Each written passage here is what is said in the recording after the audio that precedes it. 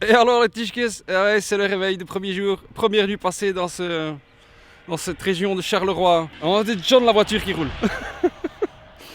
La nuit a été courte, euh, mais la soirée a été très très bonne. Je suis assis sur une balançoire, il faut que j'arrête de me balancer. Donc, l'expérience audiovisuelle ne sera pas bonne. Ouais, c'est pas faux. Premier constat, ça n'a rien à voir avec le jeu, c'est que on soupçonne le trésorier, celui qui s'occupe de l'eau et le chalet, que cette année il a pris l'argent, il l'a mis dans sa poche et est parti en vacances avec sa famille. I go to America! Et avec ce qui restait, il nous a pris un petit taudis. Voilà. Disons que c'est pas très confortable et l'hygiène n'est pas au rendez-vous.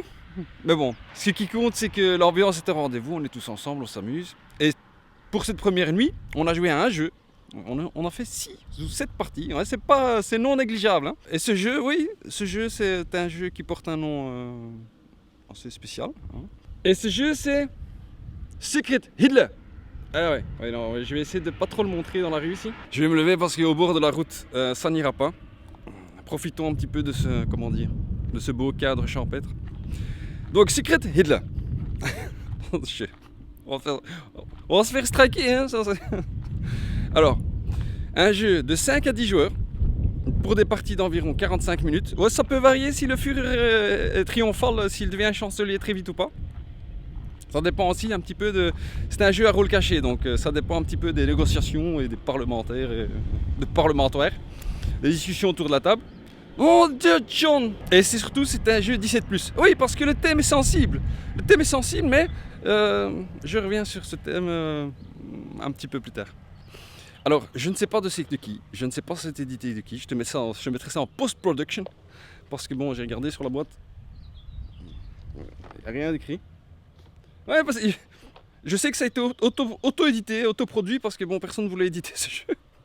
C'est parce que j'ai compris. Nous qui sommes des aficionados des jeux à rôle caché quand on se réunit comme ça, chaque année, on joue souvent ou à Time Bomb, ou surtout au loup-garou. Parce qu'on aime bien se chamailler, rigoler autour de la table. Et là, c'est la première fois. C'est une première pour nous tous. J'ai fait confiance à 2 amis, Steve et Fabien, que tu as vu sur la chaîne. Écoute, je te le dis d'emblée, je ne le regrette pas. L'avis est unanime. Attends, je vais poser ce jeu, non, l'avis est unanime. C'est bingo. Ah oui, disons que quand j'ai demandé l'avis à chaud de tout le monde, ils m'ont dit ah ouais, on ne jouera plus au loup-garou. C'est un jeu excessivement compétitif et le thème y contribue beaucoup. On dit Jean l'oiseau, pas me faire peur. Je vais pas te donner les règles, mais l'histoire c'est quoi? C'est que, en tout cas pas de détails, tu as 2 groupes, tu as des fascistes, tu as des libéraux, et dans les fascistes, il y a un gars, c'est Voldemort. C'est le Führer. Évidemment, personne ne sait c'est qui. Enfin, si les fascistes savent c'est qui, mais le Führer ne sait pas qui sont les fascistes. Et les libéraux ne savent rien, comme d'habitude. Hein.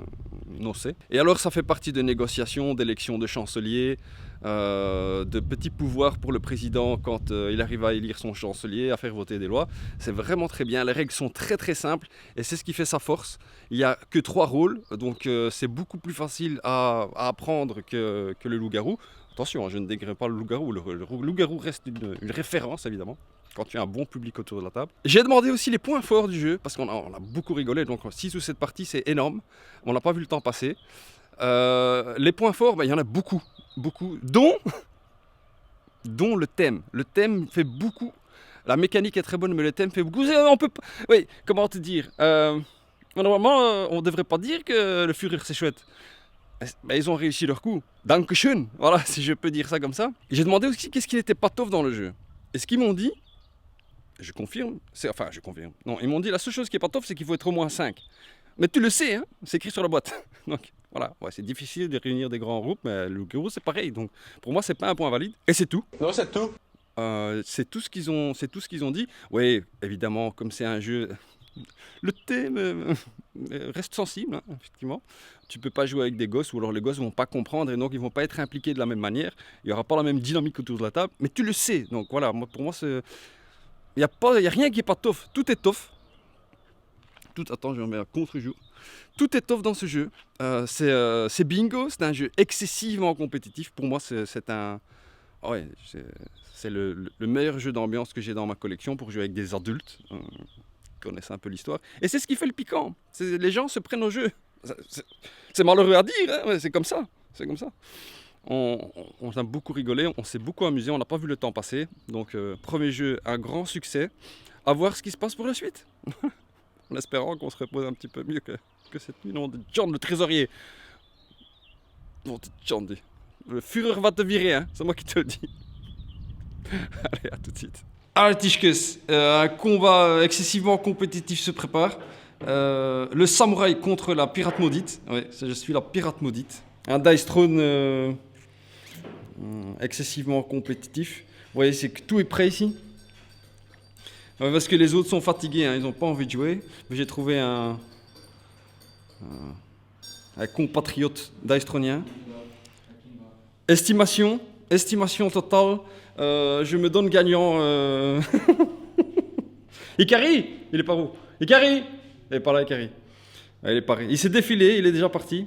Bon, les Tischkes, je vous rejoins tantôt pour les résultats.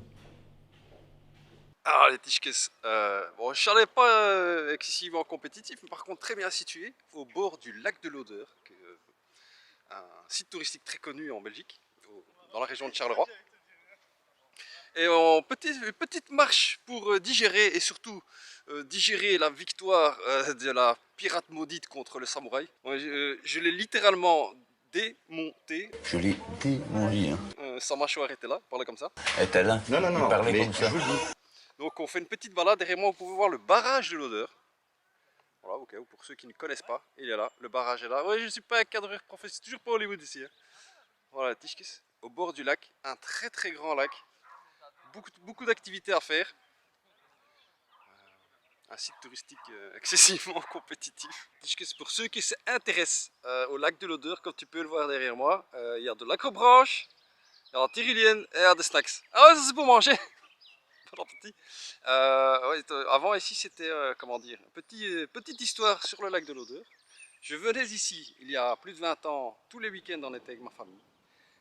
Mais il n'y avait rien, c'était sauvage. C'était sauvage. On venait, on faisait des barbecues. On campait. Hein. Mon papa avait encore le slip de l'époque comme Aldo Macchione.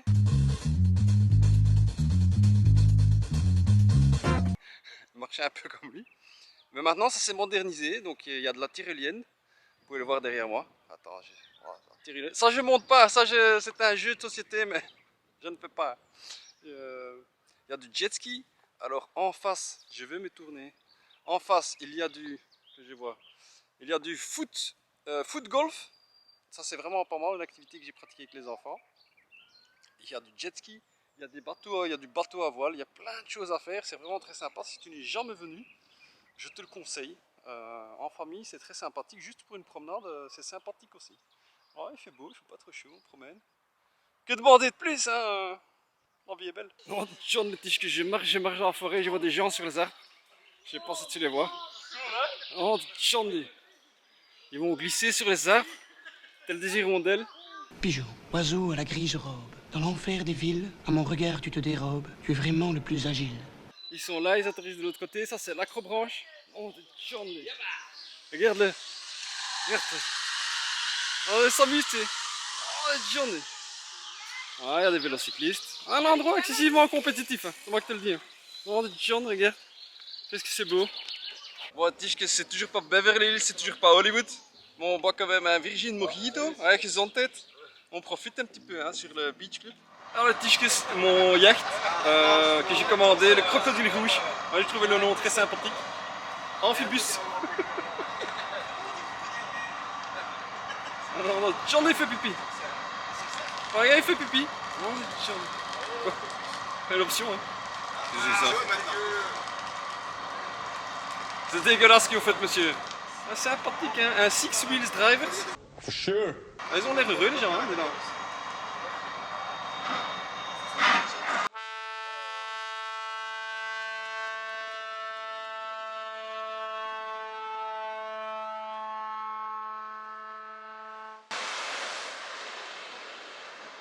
Bon, là, il va couler.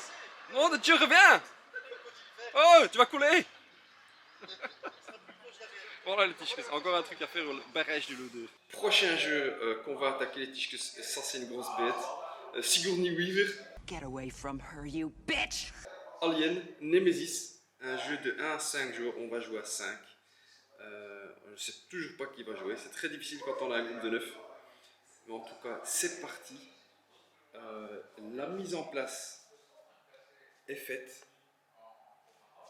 On attend que les joueurs s'assient à la table. Et en tout cas, le plateau est là. On va jouer à 5. Il y a beaucoup de matériel, comme vous pouvez le voir. J'ai dû rafraîchir un petit peu ma mémoire pour les règles. Le plateau, ça fait noir. Ça fait noir. Ouais, je suis désolé, je filme à contre-lumière. Voilà, très joli. On va envoyer des croquettes dans les aliens. On va voir un jeu qui dirait à rôle caché, coopératif ou pas. On verra un petit peu comment on joue. Parce qu'à un moment donné dans la partie, il va falloir faire un choix lorsque le premier alien fait son apparition dans le vaisseau. Et là, on va devoir choisir, est-ce qu'on est un salopère ou on est un gentil? A tout de suite pour le résumé de la partie. On est au lendemain, les Tischkes de la soirée Nemesis. On est venu faire un petit coup de digestion près d'un club nautique du lac de l'Odeur que je ne connaissais pas. On va pas faire du bateau, hein. Je ne suis pas à l'aise. Alors la soirée Nemesis. Disons qu'on a joué à 5, comme il y a la moitié du groupe qui est novice et la moitié qui est experte, on a fait des groupes de 2. Ça s'est bien passé, on a joué 2 tours. Et il y a un des experts qui a mal compris, parce que dans Nemesis, au départ tu as 2 objectifs pour gagner. Et à partir du moment où le premier alien, Sigourney Weaver, apparaît sur le bord, tu dois choisir une des 2. Et un des experts a mal compris. Un des objectifs était élimine le joueur numéro 5 ne doit pas survivre. Et c'était lui le joueur numéro 5. Et en fait, il a tout voulu faire péter. Explosion totale. Donc, alors que tu ne peux pas. Pour gagner, tu dois survivre.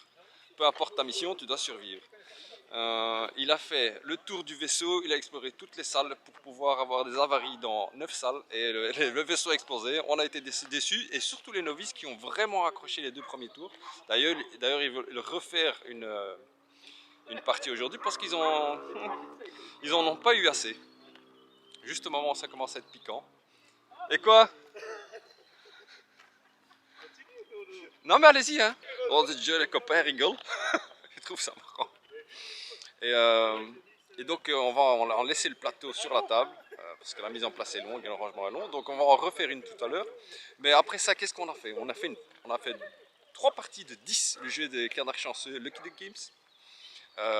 Une découverte pour les novices. Alors, on a bien rigolé, c'était vraiment très sympa. Ça c'est vraiment un jeu qui s'apprend facilement, qui se lance facilement et les gens en revolent.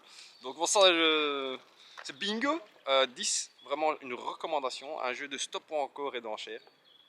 Très bien, et évidemment comme on est tous vénal, on en veut toujours plus, donc souvent on prend trop de cartes que nécessaire. Et alors première pour moi, Splendor Duel. Ça c'est vraiment une très belle découverte, un jeu vraiment magnifique. C'est bingo, hein. C'est comment dire, je n'aime pas beaucoup, c'est pas que je n'aime pas, mais Splendor normal est beaucoup trop simple pour moi, je trouve. Je sais pas, il y a quelque chose qui va, c'est bien pour commencer une ludothèque, pour un expert, voilà, je le garde parce que c'est un classique. Mais Splendor Duel que j'avais prêté à un collègue, il m'a donné des retours excessivement compétitif. Je l'ai testé, on vient de le tester en fait ce matin. Alors très bien, matériel sympathique, règles efficaces, un jeu rapide, facile et bon marché, un très bon jeu 2 joueurs et uniquement 2 joueurs. Franchement c'est bingo. Je vais le ressortir à la maison avec le kit certainement. Très bien. Voilà, que dire de plus? Ils ont adapté les règles pour que ce soit un jeu d'affrontement et on peut se titiller les uns les autres en allant chercher le petit jeton, la petite pierre précieuse qui nous manque chez le voisin. C'est vraiment chouette le système d'aller chercher des gemmes sur un plateau central, 1, 2 ou 3 gemmes en diagonale, en horizontal, en vertical. Très bien. Que dire de plus? Je n'ai pas de mots. C'est une très très belle surprise parce que j'ai hésité à l'acheter, mais comme les retours sur Hollywood sont dithyrambiques, je sais pas si ça se dit, ça c'est pas dans la langue de Portsmouth. Non, très bien. C'est bingo. Et quand on retourne au chalet après cette petite balade digestive dans la forêt, sûrement on va refaire un Nemesis, mais j'ai envie de faire découvrir Dominion aux Tischkes, aux Friends, et un Dune Imperium avec toutes les extensions, parce qu'on a un fan de Dune Imperium ici, qui vient d'arriver d'ailleurs. Voilà Tischkes, belle promenade, à tout à l'heure. Tischkes, je fais une petite pause pour vous montrer l'envers du décor. Donc hier on était de l'autre côté du barrage que vous voyez derrière moi, et aujourd'hui on est de l'autre côté évidemment, ouais, c'est the other side. Beaucoup de personnes se promènent, mais la vue est magnifique, c'est très très calme, mais il y a quand même des bateaux à moteur. Voilà, je voulais vous montrer ça, c'est vraiment un coin très très sympathique. A few moments later. C'est le matin les Tischkes, enfin le matin, il est midi. On a joué jusqu'à 3 h du matin. Dernier jour de ce week-end ludique au lac de l'Odeur. Alors, on a joué à 2 jeux hier. On a fait beaucoup de parties du très célèbre Dominion, un jeu que personne ne connaissait ici. On a beaucoup de gens, beaucoup de Frenchies ont joué, on a tourné, on a fait une tournante comme on dit, hein. C'est dégueulasse. Alors, un succès total, ils ont envie d'y jouer encore maintenant, le jeu est sur la table, dans la configuration très interactive. Je ne sais plus comment elle s'appelle, mais où il y a des voleurs, il y a des miliciens. Un succès total. Les points positifs que j'ai récoltés, ouais, parce qu'ils sont gênés hein, de venir devant la caméra. Je vais me lever un petit peu pour marcher. Vous entendez les poules, on a un poulailler à côté. Les points positifs, c'est que la prise en main est facile. Les tours de jeu sont très très faciles parce qu'on a joué avec beaucoup de novices. Donc je vous ai dit, la moitié sont des novices. Hein. Beaucoup ne savaient pas ce que c'était qu'un deck building. Ils étaient étonnés qu'il n'y ait pas de plateau, qu'il n'y ait que des cartes. Et en fin de compte, c'était vrai. C'est bingo. Ce qu'ils aiment, c'est que le jeu est très très riche. Parce qu'il y a beaucoup de types de cartes et je n'ai qu'une boîte. Donc les configurations différentes sont très intéressantes, beaucoup de rejouabilité, beaucoup de stratégie ici en fonction des cartes que l'on choisit pour jouer. Ils ont adoré la version Moula, la version où il y a moyen d'engendrer beaucoup d'argent, et la version voleur, milicien, où il y a beaucoup d'interactions. Ça aussi c'est quelque chose de magistral. Les parties sont pas trop longues et ça c'est bien pour les novices, hein, ceux qui ne connaissent pas les hardcore gamers. Mais en tout cas un succès total, on a fait beaucoup de parties, je ne saurais pas te dire combien, mais en tout cas on a enchaîné les parties, ce qui veut dire que le jeu plaît. Pour rappel, j'ai obtenu ce jeu, j'ai acheté ce jeu il y a très peu de temps. Il rentre dans mon top 10 de tous les temps. Ça voilà, ça je tiens à te le dire si ça t'intéresse. Non, c'est vraiment, c'est de toute beauté, hein. C'est un jeu excessivement compétitif, ça il faut le dire. On a refait un Nemesis où on a joué, comment dire, comme on est 10. Certains ont joué seuls, certains ont joué en groupe, en couple. L'expérience, on a terminé. Alors, je te le dis dans le mille. On a tous gagné, on a tous réussi notre objectif, on a tous survécu.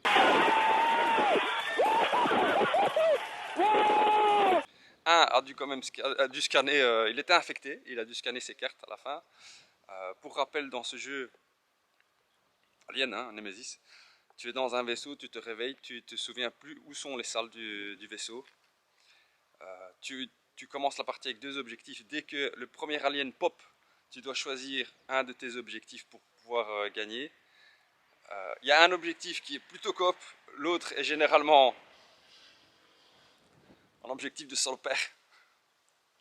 Et là, je pense que comme tout le monde voulait aller au bout, on a tous choisi, malgré les suspicions, parce que c'est un jeu où il y a beaucoup de suspicions en fonction de ce qui se passe, on a tous choisi un objectif coop, où on était gentil.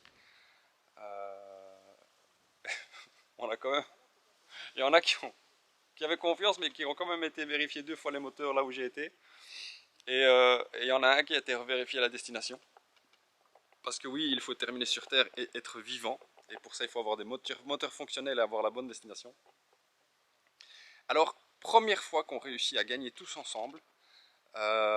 Première fois que le jeu est aussi facile. Pourquoi? Parce qu'on a créé une ambiance coopérative où on pouvait se croire, hein, le trust. On a buildé du trust dès le début. Et en fait, on organisait des chaînes. Et donc, quand tu rentres dans une salle, tu lances le dé de bruit pour voir d'où vient le bruit. Mais quand quelqu'un est dans cette salle et que tu le rejoins, tu ne lances pas le dé de bruit. Et donc, tu as beaucoup moins de chances de créer de l'affrontement avec les schnollen, hein, les bêtes sauvages. Sigourney Weaver. Get away from her, you bitch! Et donc on a fait la chaîne, on était souvent à 3 contre, à 2 ou à 3 quand un Monsters popait dans la salle, donc on les a littéralement démontés, leur mâchoire était là. Sigourney Weaver, hein, on était tous Sigourney Weaver. On a même aidé un de nos compatriotes qui était mal en point à aller dans une nacelle parce que lui devait terminer dans la nacelle. Et sinon on a tous terminé dans l'hibernatorium. C'était une victoire totale. Alors, quand on joue tous et qu'on se croit, c'est surtout ça, quand on joue tous coop, le jeu a moins de piquant. Le jeu est très bien, hein. Le jeu est vraiment sympa, mais il y a moins le piquant. Disons qu'on s'était dit que c'était plus une production Warner Bros, c'était une production Disney. Il n'y avait pas de... C'était facile, c'était vraiment très facile. Alors évidemment, certains disent, moi je préfère quand il y a du piquant. Mais ça fait plaisir de gagner une fois, donc en tout cas c'est un jeu excessivement compétitif, ça c'est certain. Je sais que ceux qui ont joué là et qui vont rejouer une fois, la prochaine fois, oui, je vais t'aider, pas de problème. Oui, viens seulement. Là tiens. Oh mais non, je dois aller autre part. Non, très bien, voilà, un succès total. Un gros jeu qui... un des meilleurs jeux, hein, de semi-coopératif, si on peut l'appeler comme ça, de dungeon crawling, horreur, une beauté. Alors, le plan d'aujourd'hui, parce qu'on doit partir relativement tôt, dans quelques heures, il y a beaucoup de jeux sur la table, mais il y a un Dune Imperium full extension qui est exigé, et il y a un Dominion qui est exigé aussi, donc on va voir ce qui se passe. Bon, Tischkis, Dune Imperium, comme tu peux le voir, la mise en place est faite. Avec toutes les extensions, tout le monde était chaud, tout le monde était ready. Malheureusement, le boss, il nous a dit il faut lancer le barbecue. Donc, je sais pas si on va jouer à Dune Imperium, mais en tout cas on va bien manger. Regarde-moi ça, Tischkis.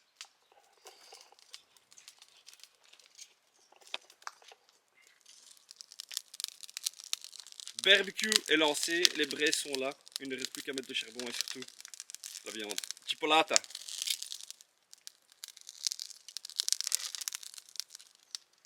Non, John, le Tischkis, les chipolatas sont en train de cuire. Malheureusement, j'ai laissé le barbecue non expérimenté.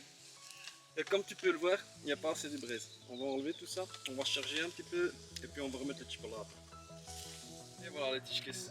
C'est la fin du week-end jeu dans la région de Charleroi. Les coffres... non, pas les coffres. Oh, des jeunes, mais non, pas les coffres. Les jeux sont dans le coffre.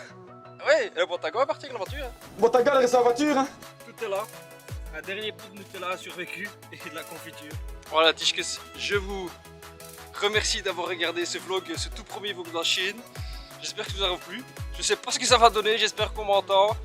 En tout cas, les Tischkis, les Meisjes, Kusjes, salut.